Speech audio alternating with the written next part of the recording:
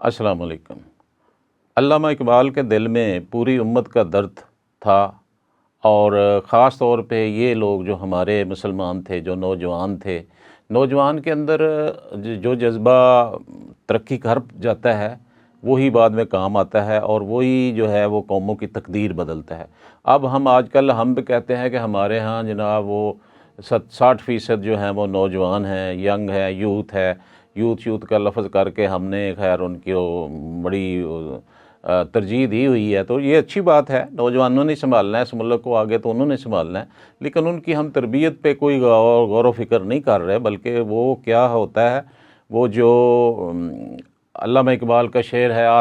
تجھ کو بتاتا ہوں تقدیر امم کیا ہے، شمشیر و سنا اول طوس و رباب آخر، کہ انہوں نے کہا کہ امتوں کی تقدیر کس طرح بدلتی ہے، اس میں سب سے پہلے شمشیر و سنا جو ہے وہ تیار ہونا چاہیے ہر وقت، تمہاری تلوار، تمہارے ہتھیار، تمہارے اوزار، لڑنے والے جو ہیں دوسروں سے وہ تیار ہونے چاہیے۔ یہ نہیں کہا کہ لڑو، تم جا کے مار دو، لوگوں کو مار دو، ختم کر دو، نہیں، تمہاری تیاری مکمل ہونی چاہیے۔ اور طوس و رباب یہ وہ آلات ہیں، موسیقی کے آلات ہیں، یہ تو بعد کی بات ہے، یہ تو آخر میں رکھو اس کو کہیں، اگر بالکل ہی فراغت آ جائے تو پھر ہوا، ویسے تو اسلام میں یہ بھی منع ہے، لیکن انہوں نے کہا کہ اس کو پہلی ترجیح میں نہ رکھو۔ لیکن اس کے برعکس کیا ہو رہا ہے کہ ہمارے ہاں جو ہے وہ طوس و رباب اول، طوس و رباب آخر۔ تو ایک ریسرچ کے طور پہ میں نے دیکھا کہ ابھی تازہ ہمارے ہاں تو یہاں ماشاءاللہ 2001 سے جب سے وہ مشرف صاحب آئے تھے، وہ 99 میں آ گئے تھے، بہرحال وہاں اس کے بعد سال 2 سال بعد تو ایسی پابندیاں لگیں کہ جہاد کا نام تک لینا جو ہے وہ مسلمانوں کے لیے، پاکستان کے لوگوں کے لیے بہت مشکل ہو گیا کہ وہ جہاد کا ذکر بھی نہیں کر سکتے،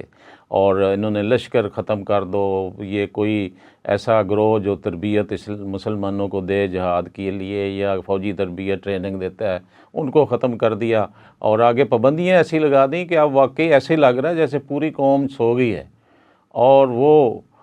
کیا ہو گیا ہے کہ اب وہ طوس و رباب ہی رہ گیا، وہی اول ہے وہی آخر ہے، طوس و رباب اول، طوس و رباب آخر۔ اور میں نے ریسرچ کے طور پہ دیکھا، میں نے چند دن پہلے، کوئی مہینہ 2 مہینے پہلے سنا تھا کہ ایک بدو بدی گانا بڑا مشہور ہوا ہے، تو وہ لڑکے یہ ادھر ادھر گاتے گوتے تھے، تو میں نے کہا کہ میں بھی چیک کروں کہ یہ کیا چیز ہے، تو وہ یوٹیوب میں دیکھا ہے، تو وہ 16 ملین لوگ اس کو دیکھ چکے ہیں، اور اتنا بے تکا وہ گانا ہے، اور بے تکے انداز میں وہ بندہ گا رہا ہے، جو بھی ہے اللہ کا بندہ، اور وہ بے تکے نہیں، بےہودہ انداز میں وہ گا رہا ہے، اور بس صرف یہ کہ وہ اس نے بدو بدی کا لفظ لگا دیا، اور اس میں وہ ڈانس وغیرہ ہو رہا ہے، وہ گانا ہے، اور وہ جو ہماری یوتھ ہے وہ یوتھ کا پسندیدہ وہ چیز بن گیا، تو ہماری قوم اس طرف جا رہی ہے۔ اب دیکھیں بڑی یونیورسٹیوں میں کس طرح سے ناچ گانے کی محفلیں ہوتی ہیں، اور یہاں تک کہ پچھلے دنوں میں 1-2 یونیورسٹیوں میں وہ ایک دوسرے کو وہ پرپوز بھی کیا گیا، وہ نیچے جو انگریزوں کا یا جاپانیوں کا سٹائل ہے، زمین پہ بیٹھ کے گوڈے نیچے الٹے رکھ کے گوڈے پر بیٹھ کے تو وہ پھول پیش کرنا کہ تم میرے ساتھ شادی کرو، اس میں یہ اسلام کا طریقہ یہ نہیں ہے، اور یہ تو سر عام جو ہے فحاشی کی اس میں آتا ہے، فحاشی بنتی ہے یہ ساری کی ساری۔ تو علامہ اقبال نے ان چیزوں سے منع کرنے کے لیے، ان چیزوں سے انہیں نظر آ رہا تھا کہ آگے ہماری نسل انگریزوں کے زیر سایہ اس طرف ہی جائے گی، تو انہوں نے بڑی کوشش کی کہ مسلمان نوجوان کو کوئی چیز سمجھائی جائے، تو ایک نظم کے 3-4 شعر میں پڑھتا ہوں تاکہ کچھ یاد بھی آ جائے ان کی، اور ہمیں وہ بات بھی یاد آ جائے جو انہوں نے کہی تھی۔ تو خطاب با جوانان اسلام ہے نظم کا نام۔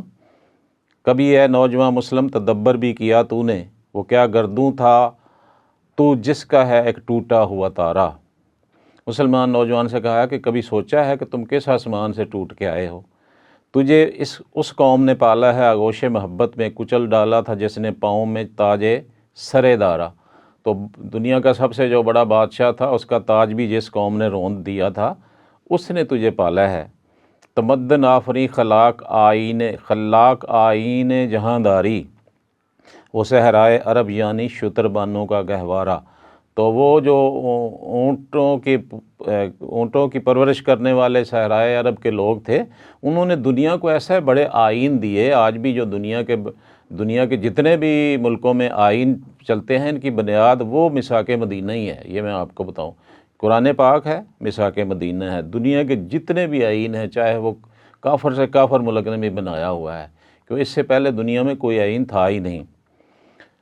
گدائی میں بھی وہ اللہ والے تھے غیور اتنے کہ منم کو گدا کے ڈر سے بخشش کا نہ تھا یارا، یعنی وہ اگر غریب بھی تھے تو وہ اتنے غیرت مند تھے کہ کوئی آدمی انہیں کوئی انعام یا انہیں کوئی بھیک یا انہیں کوئی صدقہ دینا چاہتا تو وہ ڈرتا تھا کہ کہیں یہ آگے سے انکار نہ کر دے۔ تو یہ حال تھا، حالانکہ وہ مستحق تھے۔ آج یہ ہے کہ ہم بڑے بڑے دولت مند لوگ جو ہیں وہ بھی آگے کی ہوس نہیں چھوڑ رہے، وہ بھی نہیں، کوئی چیز جو انہیں ملتی ہے وہ نہیں چھوڑ رہے۔ یہ زکوٰۃ کا محکمہ ہمارا گواہ ہے اس کے بارے میں، اور بے نظیر سکیم والا کے بڑے بڑے لوگوں نے یہ پیسے لیے ہیں۔ غرض میں کیا کہوں تو اس سے کہ وہ صحرا نشیں کیا تھے، جہاں گیرو جہاں دارو جہاں بانو جہاں آرا، کہ وہ صحرا نشین تھے، دنیا کو سجا کے رکھ دیا انہوں نے، دنیا کو انہوں نے سبق ایک دے دیا جہاں بانی کا، دنیا کو چلانے کا سبق دے دیا، پورے دستور العمل دے دیا انہوں نے۔ اگر چاہوں تو نقشہ کھینچ کے الفاظ میں رکھ دوں، مگر تیرے تخیل سے فزوں تر ہے وہ نظارہ۔ تو علامہ اقبال ہمیں کہتے ہیں کہ اگر میں چاہوں تو نقشہ پورا کھینچ کے میں تو رکھ سکتا ہوں، لیکن تیرا تخیل ہی ادھر نہیں ہے، خیال ہی تیرا ادھر نہیں ہے، تصور ہی نہیں، تیرے تصور سے کہیں اونچی وہ باتیں ہیں۔